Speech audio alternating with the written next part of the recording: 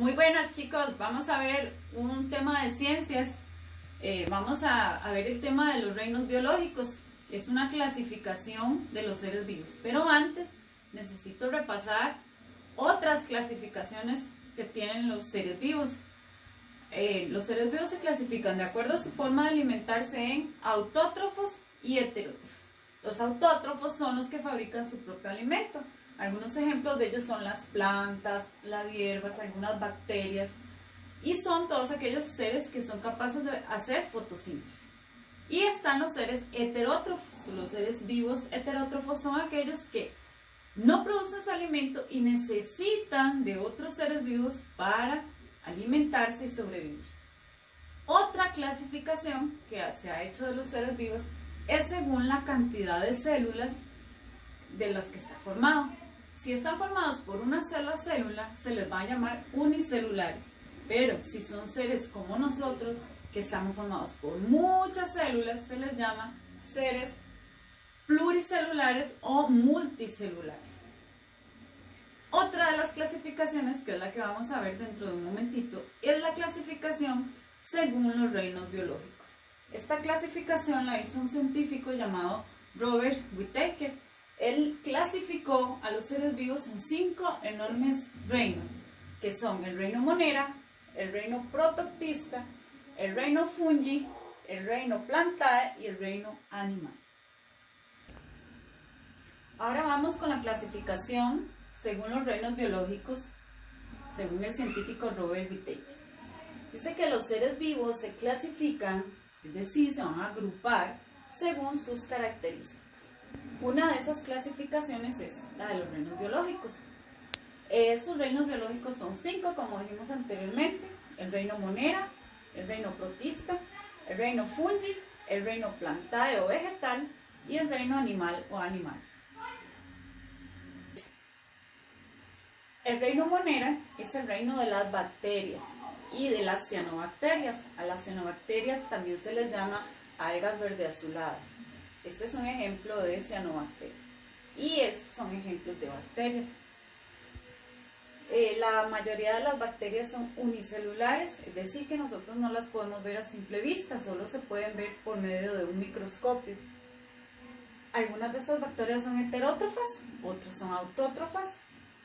Muchas causan enfermedades en los seres humanos, en los seres vivos, pero muchas otras son beneficiosas para los seres vivos, como las bacterias que viven en nuestro intestino, que son las que nos ayudan en el proceso de la digestión. Luego tenemos el reino protoctista o protista. Este es el reino donde pertenecen los seres vivos llamados mohos deslizantes, protozoarios y algas. Dentro de los protozoarios encontramos una gran cantidad de seres microscópicos que generalmente viven en medios húmedos o acuáticos. Por ejemplo, el paramecio, la euglena, todos esos son protozoarios. Aquí podemos ver un ejemplo de un protozoario. Los protozoarios se desplazan dentro de ese medio líquido en el que viven y dependen de la estructura que tengan. Si tienen colas, se llaman flagelos o flagelados. Si tienen pelitos alrededor, se les llama cilios a esos pelitos, y así es como se puede mover. Y también hay otro tipo de protozoarios que lo que tienen son como unos pseudópodos y así se mueven dentro de su medio. Los mohos deslizantes y las algas también pertenecen al reino protista. La mayoría son unicelulares. El reino fungi es el reino de los hongos, como esos hongos que nos comemos en el almuerzo, que se les llaman champiñones. También hay otro tipo de hongos, como los que se le hacen al pan o a la fruta cuando se está descomponiendo.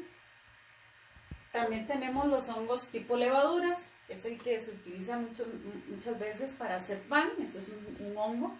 Y también están todos los hongos que se encargan de descomponer materia orgánica.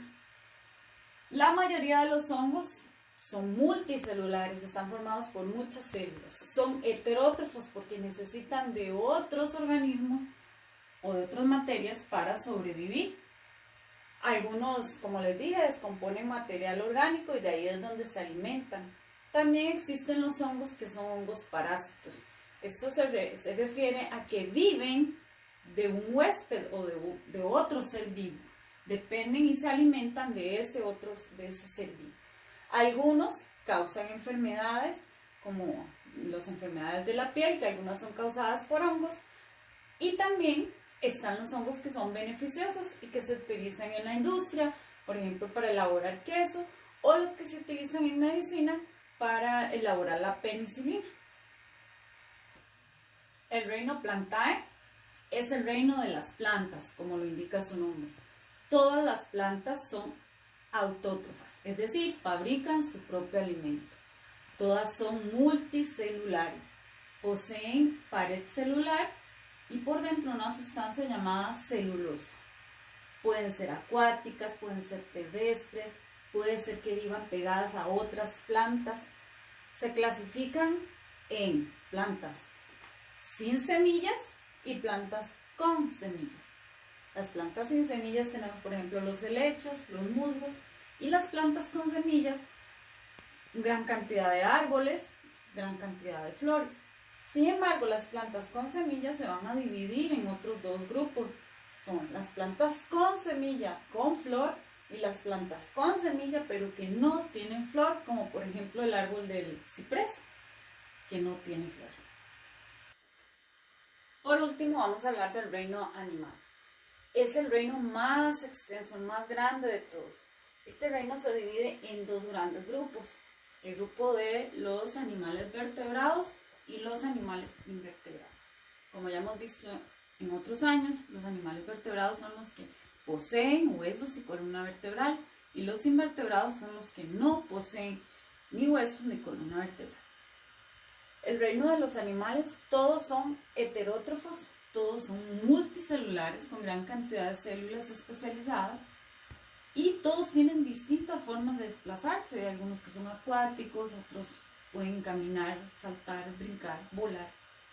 Se clasifican, como ya les dije, en vertebrados e invertebrados. Aquí hay algunos ejemplos de seres vivos del reino Animalia, y posteriormente vamos a ver otra presentación donde vamos a explicar las dos clasificaciones, vertebrados e invertebrados.